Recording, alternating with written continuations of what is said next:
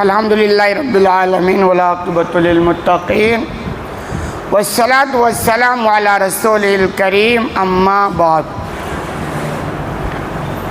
باتیں ہیں دور جاہلیت کی بہت ساری وہ چیزیں جس کو اسلام نے منع کر رکھا ہے۔ حدیث نمبر ہے 3519 عن عبداللہ یعنی نبی صلی اللہ علیہ وسلم قال۔ عبداللہ بیان کرتے ہیں نبی کریم صلی اللہ علیہ وسلم کے حوالے سے کہ آپ صلی اللہ علیہ وسلم نے فرمایا لیس منا من ضرب الخدود وشق الجیوب، کہ ہم میں سے وہ نہیں ہے جو اپنے رخساروں پر چاٹے لگائے، گالوں پر چاٹے مارے اور اپنے گریبان کو چاک کرے۔ آپ فرماتے وہ ہم میں سے نہیں ہے۔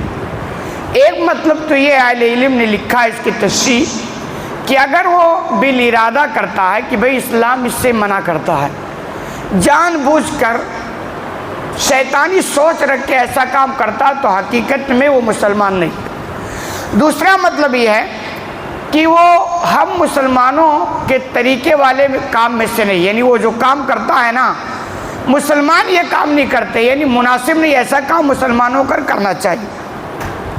معاملہ یہ ہے کہ دور جاہلیت میں یہ سارے کام ہوتے تھے۔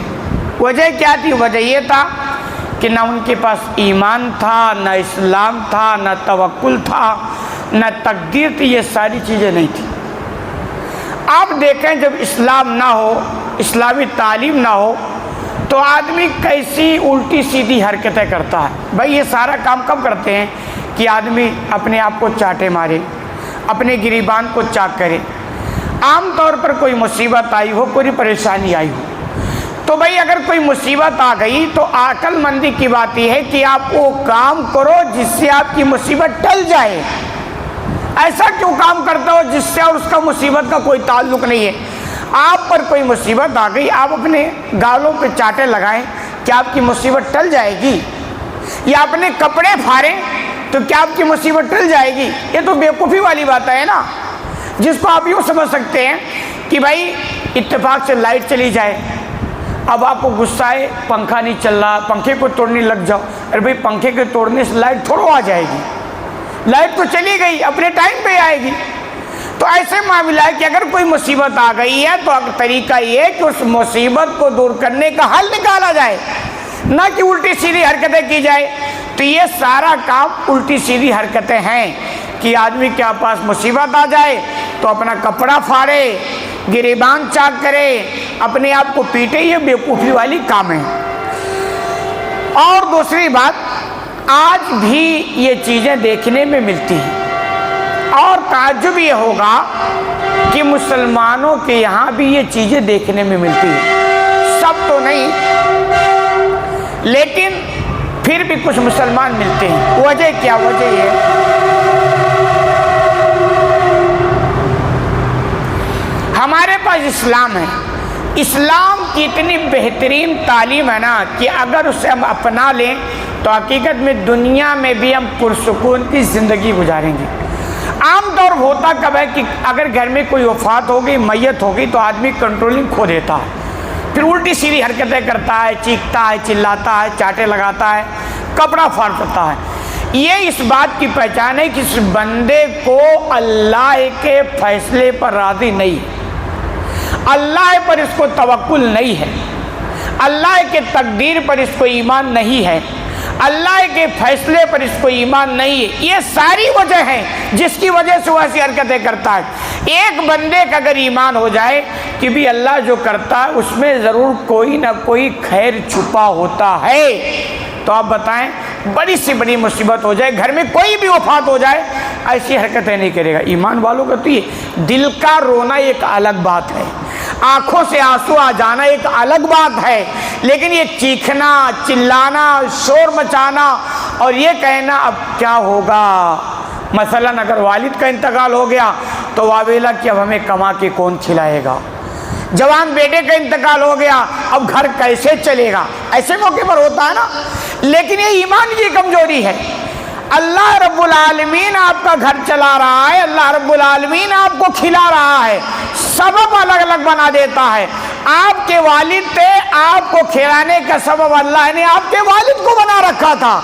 آپ کو کھلانے کے لیے اللہ آپ کے والد کا محتاج نہیں ہے، وہ کوئی اور سبیل نکالے گا۔ تو ایمان کی کمزوری ہے، اور حقیقت میں جتنا زیادہ ایمان مضبوط ہوگا، ہماری زندگی میں کتنی بڑی مصیبتیں آ جائیں آدمی ڈپریشن کا شکار نہیں ہوگا۔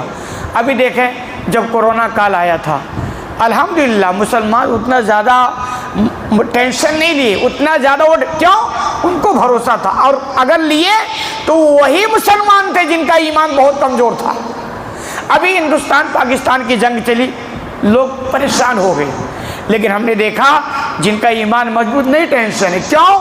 کیونکہ ان کا ایمان ہی ہے کہ اگر ہماری موت اسی جنگ کے بہانے ہے تو کوئی مائی کا لال نہیں روک سکتا ہے، اور اگر ہماری موت نارمل ہے تو کوئی مائی کا لال ہمیں بم مار کر کے موت ہمیں نہیں دے سکتا ہے۔ یہ ایمان کی بات ہے۔ تو یہ ساری حرکتیں جو ہوتی ہے نا، وہ ایمان کی کمزوری کی پہچان تھی۔ یہی وجہ تھی کہ دور جاہلیت میں یہ سارا کام ہوتا تھا، اور وجہ یہ تھی کہ ان کے پاس نہ اسلام تھا، نہ توکل، نہ ایمان، نہ تقدیر، اللہ کے فیصلے پہ یہ ساری چیزیں نہیں تھی۔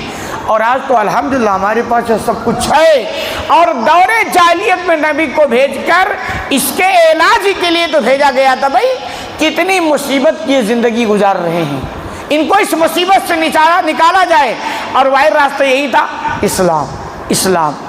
آگے فرماتے وَدَعَا بِدَعْوَى الْجَاهِلِيَّةِ، اسی طرح جو جاہلیت کی پکار لگائے وہ بھی ہم میں سے نہیں ہے، جو ہم نے کل بتایا کہ بھی آپ کے کہیں ہو جائے تو اپنے قبیلے والوں کو بلائے، سامنے والا اپنے قبیلے والوں کو بلائے، اور اس کے بعد جنگ ہو۔ یہ طریقہ نہیں ہے۔ طریقہ ٹھیک ہے، آپ پر ظلم ہوا، سسٹم ہے، مثلا نبی کے دور میں ہوا، انصاری نے انصاریوں کو بلایا، مہاجرین نے مہاجروں کو بلایا، یہ طریقہ نہیں۔ طریقہ یہ تھا کہ نبی موجود ہیں، نبی کی عدالت موجود ہے، آپ جا کر وہاں کمپلین کریں، آپ کا سنا جائے گا، مسئلہ حل ہوگا۔